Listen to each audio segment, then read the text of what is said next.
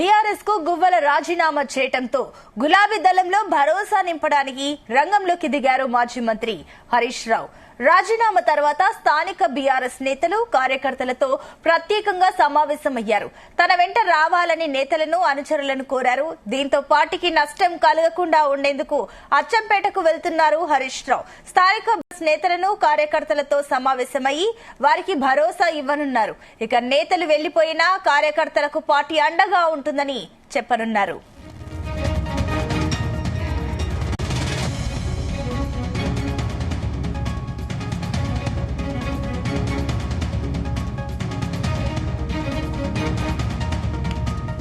Right, ఇదే అంశానికి సంబంధించి మరిన్ని డీటెయిల్స్ మా కరెస్పాండెంట్ శశి అందిస్తారు. శశి,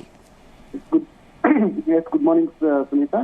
అయితే నాగర్ కర్నూలు జిల్లా బీఆర్ఎస్ పార్టీ అధ్యక్షుడు, అదేవిధంగా అచ్చంపేట మాజీ ఎమ్మెల్యే గువ్వల బాలరాజు ఏదైతే పార్టీకి రాజీనామా చేయడంతో నాగర్ కర్నూలు జిల్లాలో రాజకీయ సమీకరణాలను వేగంగా మారుతున్న పరిస్థితి అయితే ఉంది. అయితే ప్రస్తుతము నిన్న రాజీనామా చేసిన తర్వాత నిన్న అచ్చంపేటకు వచ్చిన గువ్వల బాలరాజు ముఖ్య కార్యకర్తలతో సమావేశం అయితే ఏర్పాటు చేయడం జరిగింది. ఆ సమావేశంలో తనకు గత కొంతకాలంగా పార్టీలో జరుగుతున్న అన్యాయాలు కానీ అటు వివిధ అంశాలపైన ముఖ్య కార్యకర్తలతో సమావేశం నిర్వహించి వాళ్ళతో చర్చించడం జరిగింది. ఈ సందర్భంలో గువ్వల బాలరాజు కూడా ఘాటు వ్యాఖ్యలు చేయడం జరిగింది. ఏదైతే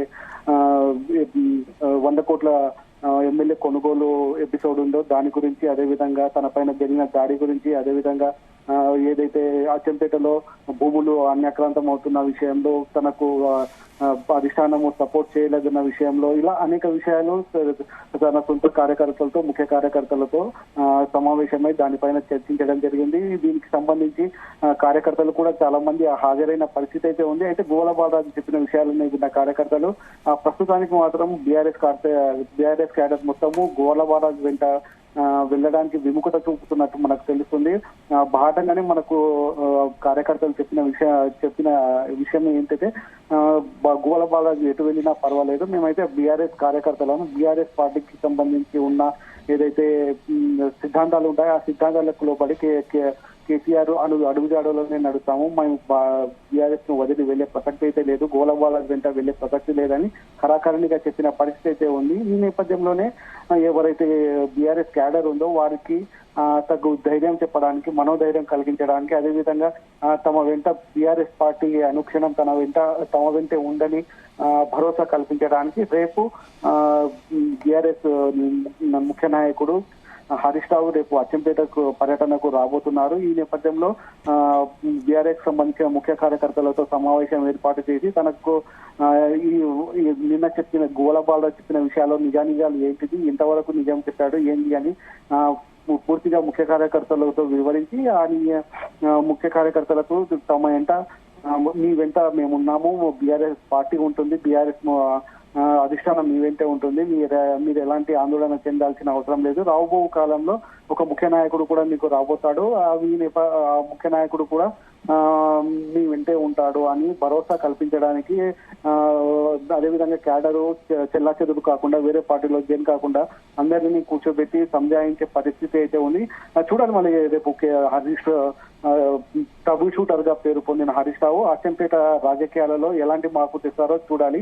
ఈ నేపథ్యంలో ఇక్కడ మరో రసవత్తరమైన చర్చ అయితే కొనసాగుతుంది.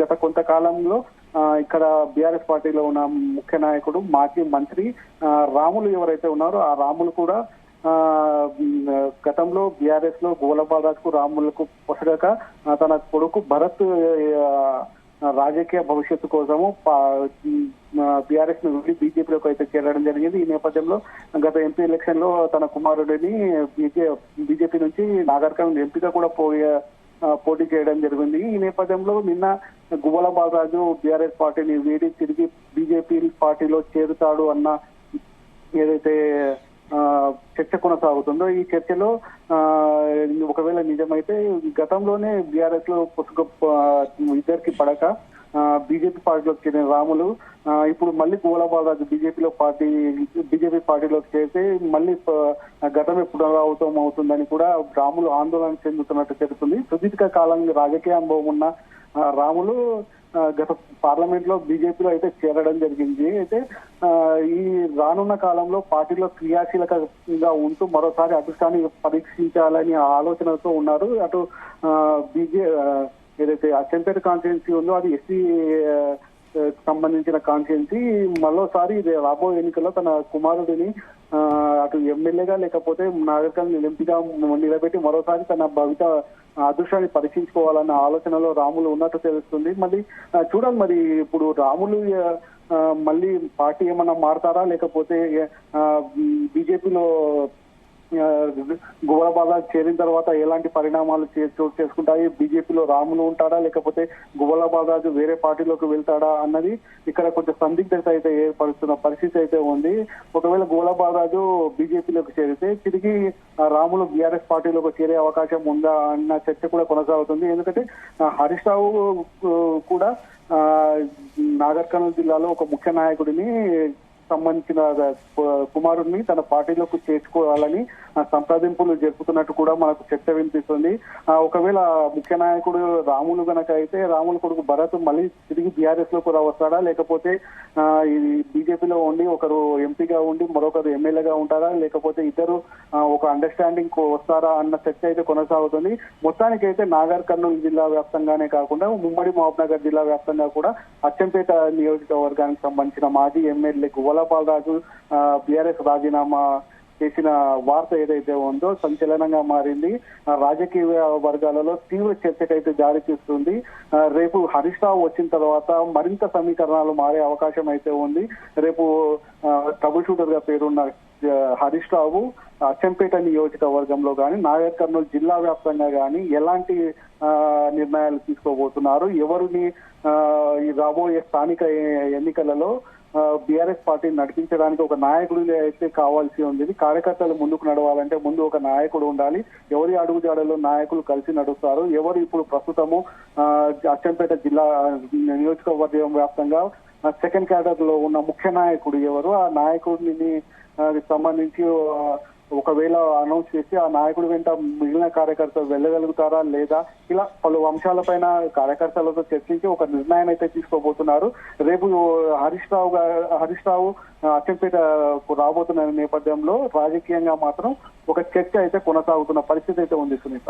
అయితే శశి, ఏదైతే ఆల్రెడీ నేతలు కార్యకర్తల్ని కలిసి తనతో పాటు రావాలని గువ్వల ఏదైతే ప్రయత్నిస్తున్నారో దీనికి అడ్డుకట్టగా ఇప్పుడు హరీష్ రావు ఏదైతే రంగంలోకి దిగారో ఇది ఎంత మేర సక్సెస్ అవుతుందని అనుకోవచ్చు?